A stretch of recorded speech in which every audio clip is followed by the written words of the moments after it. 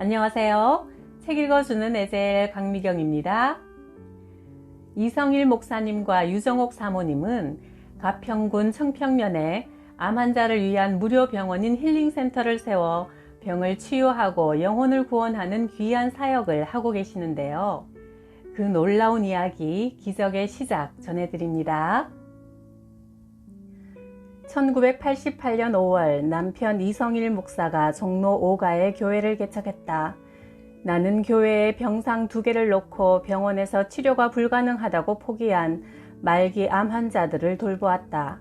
한 환자를 6개월 정도 지극정성으로 간호하며 예수님을 영접하게 해주고 싶어 그들을 위해 밤마다 기도했다. 어느 깊은 밤, 여느 날과 다름없이 기도하고 있는 내 입술에서 치주암, 설암, 식도암, 위암, 대장암, 직장암, 췌장암, 담낭암, 폐암, 유방암, 암에 대한 기도가 내 의도와 상관없이 멈춰지지 않고 계속 쏟아져 나오더니 뇌종양을 마지막으로 끝났다. 나는 이런 기도가 왜 나오는지 의아해하며 성령님께 귀를 기울였다. 하나님이 내게 이렇게 물으셨다. 사람의 생명의 근원이 어디 있느냐? 예, 피에 있습니다. 피의 근원은 어디 있느냐? 물에 있습니다. 이렇게 많은 암이 사람에게 온 것은 하나님께서 주신 물을 사람이 오염시켰고 그 오염된 물이 나무와 채소, 동물을 오염시켰고 사람이 그 오염된 것을 먹음으로 암의 질병에 매이게 된 것이다. 앞으로 암이 창궐할 것이다. 노아가 방주를 준비한 것 같이 암 환자들을 구원하기 위한 방주를 예비하라. 내가 물이 오염되지 않은 곳을 너에게 보여주마. 그러더니 내 눈앞에 오동나무 7그루가 줄지어 서 있는 광경이 보였다. 내가 몇 년 전 가보았던 가평에 있는 어느 기도원과 너무도 흡사한 모습이었다. 나는 새벽 기도가 끝나자마자 그 기도원을 찾아갔다. 기도원 바로 옆집 마당에 환상으로 본 7그루 오동나무가 줄지어 서 있었다. 나는 흥분하여 그 집으로 뛰어 올라가 집 주인을 만나 이 땅을 내게 팔라고 했다. 집주인은 갑작스런 나의 제안에 이런 말을 했다. 사실 내가 이 땅에서 주님의 일을 하고 싶어 40일 금식을 2번 했지요. 그런데 요즘 아내가 집을 팔고 아파트로 이사가자고 졸라대서 고민하던 중입니다.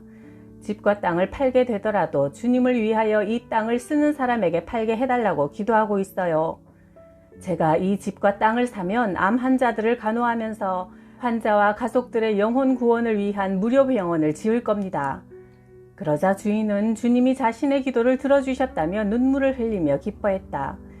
나는 그 땅이 몇 평인지 어떤 땅인지 아무런 정보도 없이 중개인도 없이 그 자리에서 무조건 계약했다.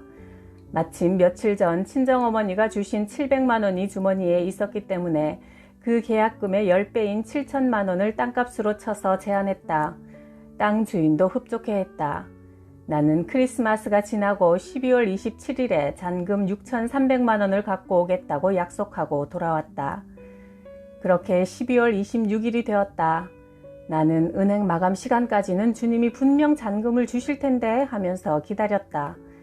그러나 은행 마감 시간인 4시 30분이 지나고 5시가 되었다. 나는 주님이 어디엔가 그 돈을 마련해 놓으셨을 텐데 하며 기도 동력자인 언니에게 전화했다. 언니, 지난번 엄마가 주신 돈으로 암 환자 무료 병원을 짓기 위해 청평에 토지 계약을 했어. 내일이 잔금을 치르는 날인데 주님이 그 잔금을 어디에 두셨는지 언니도 나와 함께 보물찾기를 해달라고 전화했어.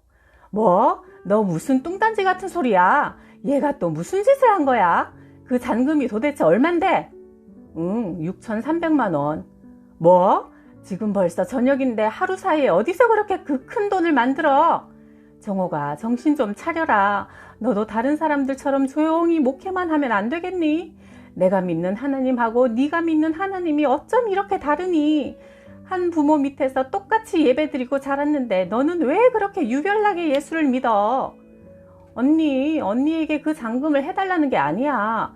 주님이 준비한 것을 함께 찾아보자는 것이지. 시끄러! 네 엉뚱한 짓 때문에 엄마 돈만 날아가게 생겼잖아! 언니가 전화를 뚝 끊었다. 그리고 1시간이 흐른 6시경 이번엔 언니가 전화를 했다.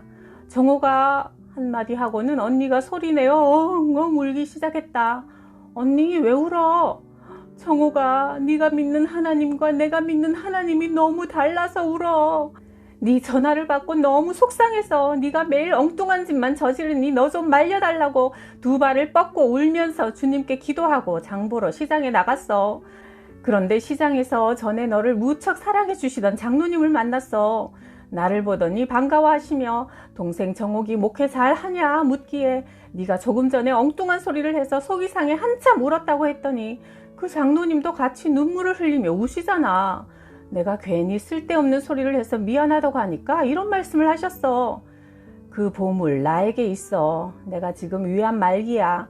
병상에 누워 곧 하나님 만날 것을 생각해보니 내 평생에 베푸신 하나님 은혜가 너무 놀랍고 커서 어떻게 주님께 보답할까 생각하다가 유산으로 받은 땅을 팔았어. 지금 그 돈을 가지고 막 올라오는 길이야. 주님의 은혜를 조금이라도 갚고 가고 싶은데 주를 위해 일할 시간이 없다고 한탄했더니 주님께서 이 돈을 어디에 써야 할지 오늘 확실히 알려주시네. 어서 동생 은행 계좌를 알려줘 하셨어. 언니도 울고 나도 울었다.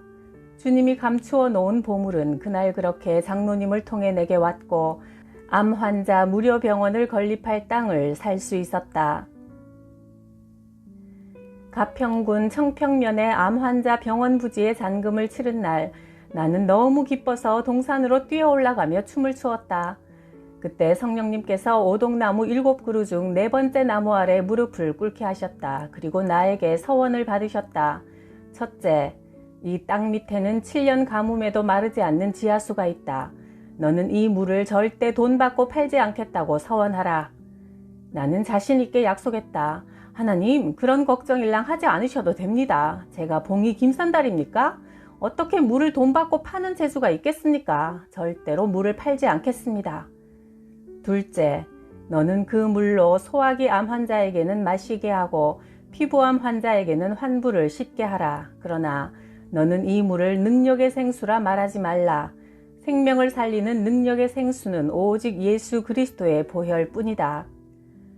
병원 건물을 짓기 전 반드시 확보해야 하는 것이 지하수다.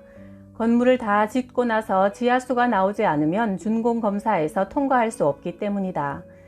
그러나 나는 7년이 가물어도 지하수가 철철 흐를 것이다 하신 하나님 말씀을 믿고 건물부터 다 짓고 나서 지하수를 파기로 했다. 건물을 짓는 동안 동네 사람들은 이 주변이 지하수가 전혀 나오지 않는 곳이라며 우리가 깡통 건물을 짓고 있다고 조롱했다. 건물을 짓고 난 후 지하수 파는 업체가 건축 현장에 나와서 말했다. 이 산에 전원주택 지은 사람들이 많아서 돈을 얼마든지 줄 테니 지하수를 파달라고 하는데 이 산 전체는 지하수 자체가 아예 없는 산입니다. 내가 아침부터 이곳에 와서 수맥 검사를 해봤지만 이 땅에도 다른 곳과 다름없이 수맥이 없습니다. 나는 하나님이 알려주신 4번째 오동나무 있던 장소를 알려주었다. 그러나 전문가는 그곳을 파도 먼지만 푹푹 올라올 거라며 머리를 가로저었다. 그래도 내가 계속 그 땅을 검사해달라고 우기니 못 이기고 검사를 하더니 말했다. 수맥이 잡히긴 하네요. 그래도 지하수 저장량이 20톤 이상 되어야 준공검사에서 합격합니다. 주일 저녁 그에게서 전화가 왔다. 흥분된 목소리였다. 사모님, 드디어 물이 펑펑 쏟아져요. 60톤 이상의 물이 있어요. 그리하여 2017년 11월 24일 소중한 사람들 암 환자 무료 병원이 문을 열었다. 우리 병원에 입원하신 구목사님의 간증이다. 내가 소중한 사람들 힐링센터를 만나게 된 지 8개월이 되었다. 한월산 기도원에 갔다 내려오다가 이곳을 발견했다. 나는 대장암 판정을 받았는데 대장암이 오게 된 원인이 나를 해코지한 3사람 때문이라고 생각했다. 한 사람은 목사고 한 사람은 장로 또 한 사람은 집사였는데 도저히 용서할 수 없는 더러운 인간들이었다. 나는 죽기 전에 그 3사람을 죽이고 싶어 남대문 시장에 총을 하나 구입하려고 갔었지만 살 수가 없었다. 3사람을 용서하게 해달라고 금식 기도를 하고 성남에 개척교회를 했는데 어려움을 겪으니 그들에 대한 분노가 또 올라왔다. 그러자 갑상선 암까지 와서 갑상선, 림프절, 성대까지 다 잘라냈다. 그 수술을 받으면서 그 사람들을 용서해야 하는데 그래도 용서가 되지 않았다. 그러던 중 폐에도 암이 전이되어 이곳 소중한 사람들 힐링센터에 들어오게 되었다. 이곳에서 매일 2번 예배를 드리며 이성일 목사님과 유정옥 사모님의 설교를 들으면서 점점 마음이 편안해지기 시작했다. 지금은 원수였던 그 사람들을 다 잊어버렸다. 밤마다 잠을 푹 달게 잤다. 지난주 금요일 안병동에 가서 검사했더니 폐가 깨끗해졌다는 것이다. 성대도 다 긁어내고 인공성대를 하여 말을 못했었는데 이제는 말을 하게 되었다. 내 주치의 김관진 교수가 나의 암 치료 과정을 폐암학회에 보고하겠다고 했다. 내가 이렇게 육적으로 영적으로 변화되고 치유되어 이제 집으로 교회로 내려간다. 불교 왕초 이복수님의 간증이다. 나는 과수원을 하느라 항상 이를 달고 살며 잠시도 쉴 수 없는 삶을 살았다. 우리 가족은 온 친척들까지 불교에 심취해 불교계 지도자 역할을 하는 가정이다. 어느 날 아랫배가 뻐근하고 소변이 잘 나오지 않아 병원을 찾으니 요도암이라 했다. 서울로 올라와 항암 치료에 들어갔다. 어느 날 나와 함께 요양병원에 입원해 있던 기독교인 환자 몇 명이 청평에 있는 소중한 사람들 힐링센터에 간다고 우르르 나갔다. 혼자 있자니 너무 외롭고 큰 두려움이 밀려와 나도 그곳에 가고 싶었지만 거기 가면 분명 하나님을 믿으라고 할 텐데 내가 부처님을 어떻게 배반할 수 있겠어 하며 참았다. 한 달쯤 지나 소중한 사람들 힐링센터에 간 손명옥이 내게 연락을 해왔다. 그곳에 입소해 있는 동안 자궁암 덩어리가 없어졌고 암 수치가 정상인보다 더 낮아져서 수술하지 않고 완치되었다는 것이다. 나는 그 말을 듣고 무조건 소중한 사람들 힐링센터로 들어왔다. 무료라 시설이 형편없을 줄 알았는데 물도 좋고 공기도 좋고 영양가 있는 음식도 맛있고 병원 환경도 쾌적하고 최고였다. 다만 예수 믿으라고 할까봐 나는 미리 선포했다. 나는 불교 왕촌이 내게 전도하지 않겠다고 약속해 주세요. 넓고 깨끗한 병실을 혼자 사용하고 맛있는 음식과 이곳에서 제공하는 모든 것이 무료다 보니 미안한 마음이 들어 예배에 참석했다. 그날 나는 예수님 앞에서 깨졌다. 어렸을 적 친구 따라간 교회에서 선생님이 가르쳐준 찬송가가 생각나 나도 모르게 강대상 앞으로 나가서 부르게 된 것이다. 그날 오후 유정옥 사모님은 나에게 예수님을 전해주었다. 예수님은 나 같은 죄인을 구원하시기 위해 내가 받을 죄의 형벌을 대신 받고 십자가에 달려 죽으셨으며 내가 병에서 나음을 입게 하기 위해 예수님이 채찍에 맞으셨다는 말씀을 성경에서 찾아주며 예수님을 구원자로 믿겠냐고 했다. 나는 예수님을 믿겠다고 입을 열어 신앙 고백을 하는 순간 내 의도와 전혀 다르게 입이 돌아가면서 방언이 쏟아졌다. 내가 무슨 말을 하는지는 몰랐지만 내 생전 처음으로 느끼는 신비한 체험이었다. 암에 대한 두려움이 사라지고 마음의 평안과 기쁨이 샘솟았다. 내 곁에서 이 모든 광경을 지켜보던 막내딸도 예수님을 믿기로 했다. 그 체험 이후 하루에 2번 드리는 예배를 기다리게 되었다. 하나님의 말씀이 다 믿어지고 그 모든 말씀이 내게만 주시는 말씀같이 느껴졌다. 손명옥이 자신이 암에서 완치된 것은 예배 열심히 드리고 하나님께 기도한 것밖에 없다는 말을 이제야 알 것 같았다. 소중한 사람들 힐링센터에 입소한 지 2달 만인 9월 4일 드디어 병원에 갔다. 언제나 병원에 오면 숨이 막힐 것 같은 두려움이 밀려왔었는데 그날은 하나님이 나를 꼭 붙잡고 있다는 보호하심이 믿어졌다. 의사는 암 수치가 절반으로 줄었고 면역 수치는 2배로 늘었다며 도대체 어디에 있었길래 이렇게 몸이 좋아졌냐고 놀랐다. 이대로 좀 더 좋아진다면 수술하지 않아도 될 것 같다는 말에 나는 너무나 기뻐서 할렐루야 환호성을 외쳤다. 나는 남편에게 말했다. 여보, 나는 이제 하나님을 떠날 수 없어요. 나는 하나님을 떠나면 죽어요. 그러니까 나에게 다시 불교로 가자고 하지 마세요. 그러자 남편이 말했다. 당신이 불교로 돌아오는 게 아니라 내가 하나님을 믿어야지. 당신이 병에서 나을 수만 있다면 내가 무슨 일을 못하겠어. 남편은 이번 추석에 제사를 드리지 않았고 제사 대신 내가 기도할 때 옆에서 아멘 아멘 했다. 남편과 함께 하나님을 믿게 된 것이 나에게는 암에서 완치된 것보다 더욱 큰 선물이다.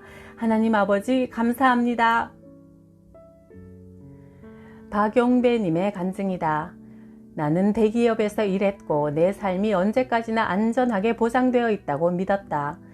남에게 해끼치지 않고 정직하고 근면하게 살았기 때문에 그 어떤 것도 내 삶을 위협하지 못할 거라 생각했다. 그런 내가 2010년 간암 선고를 받았다. 아들이 간을 이식해 주었지만 이번에는 폐로 전이되어 폐를 절제하는 수술을 또 받고 호흡이 힘들어졌다. 얼마 지나지 않아 척추뼈로 암이 또 전이되어 병원에서는 걷지 못한다고 했다.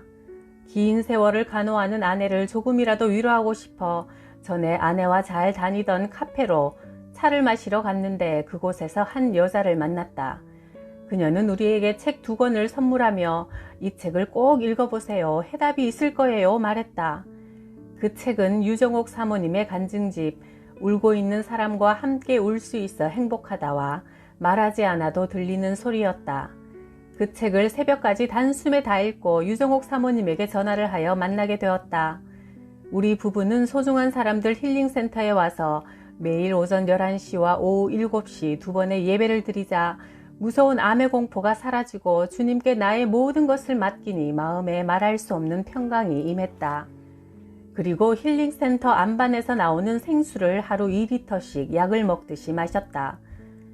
항암 치료를 받으면 속이 울렁거리고 토하기 일수인데 그 물을 마시면 속이 시원하여 밥도 잘 먹고 항암 치료를 쉽게 받을 수 있었다. 항암약의 부작용으로 눈에 플라스틱 같은 이물질이 들어있는 것 같이 아프고 쓰리고 아무것도 보이지 않았다. 맹인이 되는 게 아닐까? 큰 두려움이 밀려와 그 물로 눈을 씻어보았다. 5일쯤 지나자 눈이 보이기 시작하더니 깨끗이 나았다.